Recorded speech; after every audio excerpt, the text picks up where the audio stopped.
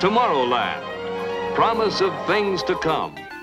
In our modern world, everywhere we look, we see the influence science has upon our daily lives. Discoveries that were miracles a few short years ago are accepted as commonplace today. Many of the things that seem impossible now will become realities tomorrow. Thank you, Walt. I'll take it from here. Chris from Laser Time, and I am not going to be able to show you anything near as cool as this Tomorrowland footage Walt made over 50 years ago.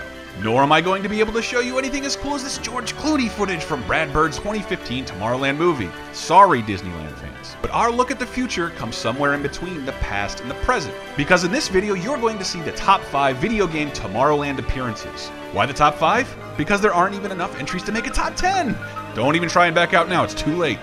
Number 5. Here's the one I bet most of you have heard of. Back in the NES days, Capcom was on a roll with licensed Disney games. Sandwiched somewhere in between the Rescue Rangers and Darkwing Duck was a stab at a Disney game set in Disney World, with 1990s Adventures in the Magic Kingdom. You play as a boy charged with retrieving 6 silver keys via various tasks based on Magic Kingdom attractions, such as the Haunted Mansion, Pirates of the Caribbean, and you see where we're going with this? Tomorrowland, yes, with a duo of rides. Autopia, which is technically in Tomorrowland, and of course, Space Mountain, making for one of the first-person sequences I recall ever playing as a young boy. Number 4. How do you follow up a game like Soul Reaver? Well, if you're Crystal Dynamics and Eidos Interactive, that'd have to be with Walt Disney World Quest's Magical Racing Tour? Welcome to Walt Disney World. Yep, a Disney-themed kart racer set in the Orlando resort. As weird of a transition that might seem for the publishers and developers, it's nowhere near as bizarre as who was chosen to headline the roster. Other than an ultra-creepy appearance by Jiminy Cricket, the only recognizable characters you have are Chip and Dale, but the Rescue Rangers versions, even though they hadn't starred in a cartoon for almost a decade. But yes, Disney World! And Tomorrowland features prominently in 2 specific tracks, one in Space Mountain and the other one on the Tomorrowland Speedway. Another bit of trivia for you Disney history buffs, Magical Racing Tour is the only game that I know of that lets you interact with every aspect of Disney's Florida compound, featuring the only playable areas I know of set in the Animal Kingdom, as well as even the water parks like Typhoon Lagoon and Blizzard Beach, and Disney Disney Hollywood Studios. Whew, we almost got sued there. Number 3. If you can understand the words I'm saying right now, then odds are you're entirely unfamiliar with the game we're about to showcase. That, of course, would be Mickey's Great Adventure in Tokyo Disneyland, which is translated from something in Japanese. Yep, this game never came stateside, and wouldn't you know it, remained exclusive to, people with easier access to Tokyo Disneyland. But fear not, the Japanese version of the famous theme park doesn't vary that much from the ones English speakers are familiar with the exception of a lot more Stitch representation. This Japan-only gem of a puzzle platformer sees Mickey tasked with rescuing his pals from Pete, with some of the weirdest mechanics ever seen. And that's saying a lot given how well represented Mickey was during this period of popular gaming. Having no basis in any cartoon I'm aware of, Mickey had the powers of gas and water, and each could be used to a pretty unique degree when compared to his other straightforward side-scrollers, and despite being incredibly difficult, was quite ahead of its time. Number 2.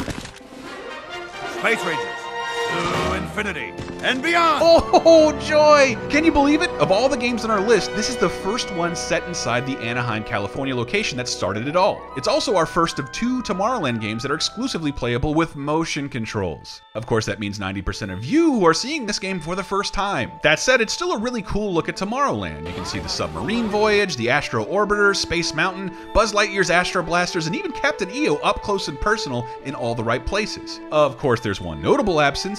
Disneyland Connect came out in 2011, and Disney hadn't yet bought Lucasfilm, so Star Tours remained shuttered. However, Disney's need for Star Wars is evident all over the place, as you head inside a twisted matrix of weird minigames that barely resemble the lo-fi Tomorrowland rides on which they're based. How does the game stack up quality-wise? I don't know, it's a total babby game. I mean, sure, drooling Disney fans like me will love the hyper-authentic stroll around Disneyland, but as a Connect exclusive game, it's a total bitch to control. But if it's your kids you're truly worried about, your primary concern should be explaining who these characters are and why Disney doesn't talk about them much anymore.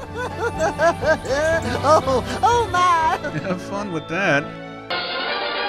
Number 1. Apologies for this footage. Blame Nintendo for sticking to standard definition. Or blame Disney Interactive for assuming the Wii's motion controls were the best place for an exclusive throwback to 3D platformers of the late 90s. Whomever the culprit, I think Epic Mickey is a pretty underrated game, hogtied to the worst possible platform. But the lack of proper controls and hardware prowess means a lot of kids and gamers are seeing this footage for the first time. I'm sure some of you already know that Epic Mickey centers around forgotten Disneyana, including forgotten characters, like Oswald the Rabbit, which I could go on and on about. But what all but the most most rabid Disney dork may not have noticed is that all the environments of Epic Mickey's Wasteland are modeled after areas of Disneyland's past and present. Tomorrow City is one big playable Tomorrowland, albeit if it had fallen into disrepair and Tim Burton puked all over it. These inspired level designs feature the Astro Orbiters, but more importantly, defunct Tomorrowland attractions of yore like the People Movers and the Moonliner Rocket, once the tallest structure ever to reside in Disneyland. The entire Tomorrow City stage concludes with a tronified confrontation with Pete on top of Space Mountain, and if this footage isn't proof enough that Epic Mickey is the ultimate game for hardcore Disney files, then I am giving up. Thanks for watching, and remember to subscribe. Now it's laser time.